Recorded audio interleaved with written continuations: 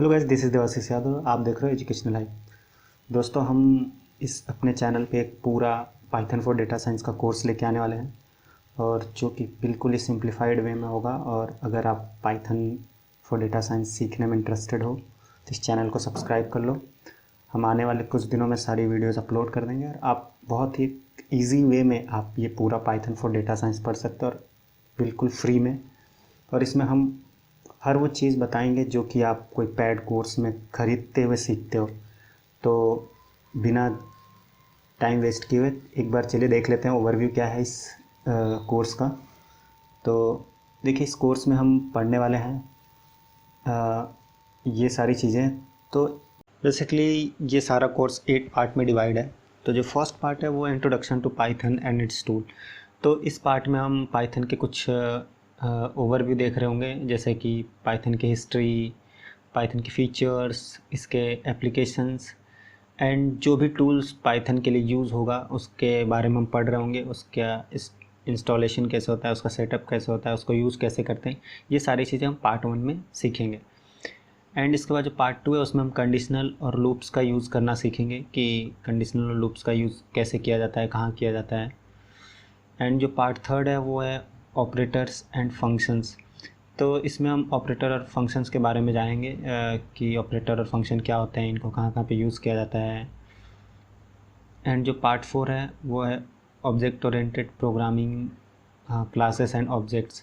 तो इसमें हम इन तीनों के बारे में डिटेल में पढ़ रहे होंगे, क्योंकि ऑब्जेक्ट ओरिएंटेड प्रोग्रामिंग एक बहुत ही इम्पॉर्टेंट कॉन्सेप्ट है प्रोग्रामिंग लैंग्वेज का। तो इसके बारे में हम बहुत ही डिटेल में पढ़ेंगे और बहुत ही सिंप्लीफाइड वे में पढ़ेंगे, और इसका यूज़ कैसे किया जाता है इसको भी हम बहुत ही अच्छे तरीके से समझेंगे इस कोर्स में। एंड जो नेक्स्ट है वो है पार्ट 5 है सॉल्विंग प्रोग्राम्स। तो हमने पार्ट 4 तक जितना भी कुछ सीखा होगा उसके अकॉर्डिंग हम पार्ट 5 में कुछ प्रोग्राम सॉल्व कर रहे होंगे। सो देखो, होता है कि आप कितनी भी चीज़ें सीख लो, कितनी भी प्रोग्रामिंग लैंग्वेजेस सीख लो, लेकिन आपके पास प्रॉब्लम सॉल्विंग स्किल्स नहीं है प्रोग्रामिंग के थ्रू, तो कोई मतलब नहीं है। तो अगर आप एक अच्छा प्रोग्रामर बनना चाहते हो, एक अच्छी कमांड लेना चाहते हो पाइथन में, तो आपको प्रोग्राम को सॉल्व करने आना चाहिए। तो इसीलिए हमने ये पार्ट रखा हुआ है, इसमें एक सेक्शन रखा हुआ है जिसमें हम प्रोग्राम सॉल्व कराएंगे।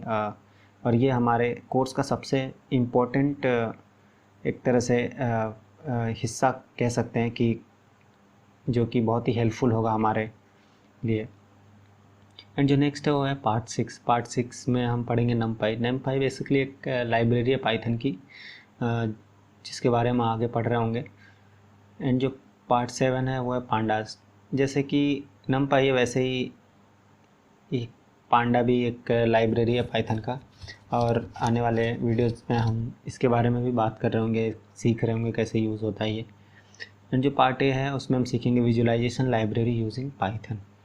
तो ये सारी चीज़ें हम इसमें सीखेंगे अपने इस पूरे कोर्स में। तो ये हमारे कोर्स का पूरा स्ट्रक्चर है। तो हम एक एक करके इन सारे चीज़ों के ऊपर बात करेंगे और सीखेंगे।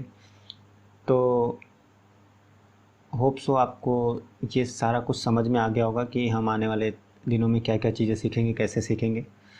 तो अगर आप चाहते हो कि ये सारी चीज़ें सीखो तो आप हमारे चैनल को सब्सक्राइब कर लें और बेल आइकन दबा देना, ताकि जब भी हम कोई नया वीडियो डालें तो आपको तुरंत नोटिफिकेशन मिल जाए। आज के लिए बस इतना ही।